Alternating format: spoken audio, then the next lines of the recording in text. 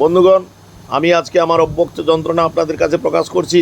আমি একজন ডাক্তার হয়ে 30 বছর মানুষের কাছে আমার রক্তবিন্দু দিয়ে ঘাম, আমার ভালো লাগা না লাগা সমস্ত কিছু বিসর্জন দিয়ে পরিবারকে আমাদের পরিবারের সদস্য সবাইকে স্যাক্রিফাইস করিয়ে আজকে আমি আপনাদের পরিষেবায় করেছি বলে আজকে আমি একজন স্বাধীন ভারতবাসী হিসাবে, প্রথম শ্রেণীর নাগরিক হিসাবে ডাক্তারের কাছে আজকে আমার দাবি, শীর্ষ আদালতের কাছে দাবি, সমস্ত 140 কোটি মানুষের কাছে দাবি, দেশের মানুষের কাছে দাবি, কৃতজ্ঞতা এবং আপনাদের কাছে আমার একান্ত অনুরোধ, আপনারা যেমন আমাদের এই সংগ্রামের সঙ্গে আছেন, চিরকাল থাকবেন, কোমর বেঁধে, তাহলে আমরা লড়াই করতে সাহায্য হবে।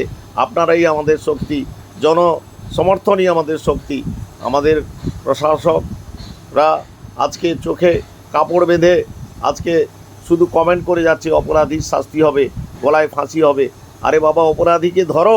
অপরাধীকে ধরার জন্য সবাই সর্বতভাবে চেষ্টা করো, তথ্য প্রমাণ সম্পূর্ণভাবে আজকে সুচারুভাবে সুপরিকল্পিতভাবে এবং নিখুঁতভাবে সমস্ত তথ্য প্রমাণ লোপাট করে দিয়েছে আমাদের রাজ্য পুলিশ থেকে আরম্ভ করে, প্রশাসন থেকে আরম্ভ করে, হসপিটালের কর্তৃপক্ষ আরম্ভ থেকে, যারা ভোক্তা, যারা আমি জানি না, আমাদের রাজ্য সরকার থেকে আরম্ভ করে আজকে রাজ্য প্রশাসকরা কী গড্ডলিকা প্রবাহে গা ভাসাচ্ছে আমি জানি না। এই নির্মম নৃশংস মৃত্যুর বিরুদ্ধে যেভাবে তাদের সাহায্য করা উচিত ছিল, আজকে পোস্টমর্টেম তড়িঘড়ি করে 1 ঘন্টায় পোস্টমর্টেম না করে, সেটা সময় সাপেক্ষ, নিজেদের কলেজে পোস্টমর্টেম না করে সেটা অন্য কোনো কলেজ, মেডিকেল কলেজ কিংবা পিজি হসপিটাল, নীলরতন, আরজিকর, কোথাও একটা আরজিকর ছাড়া অন্য কোনো হসপিটালে করা উচিত ছিল সুপরিকল্পিতভাবে এবং সময় নিয়ে।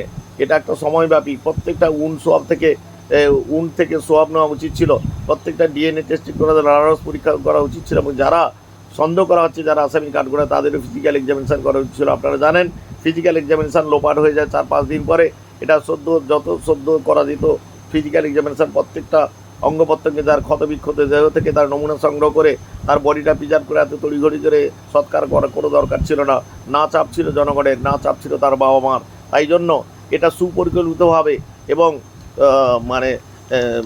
দক্ষতার সঙ্গে বলবো না, ক্ষমতার অপপ্রয়োগ করে জোর জবরদস্তি তার বডিকে যেভাবে করে দেওয়া হয়েছে, জ্বালিয়ে দেওয়া হয়েছে, পুড়িয়ে দেওয়া হয়েছে আমাদের হিন্দু সংস্কার মতে, সেটা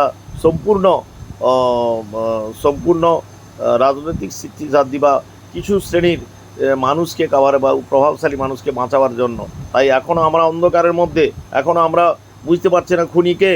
আজকে 2 সপ্তাহ হতে চললো, খুনির কোনো আন্দাজ পাওয়া যায়নি, দোষীদের কোনো আন্দাজ পাওয়া যায়নি, শুধু খালি একটাই জেরা চলেছে।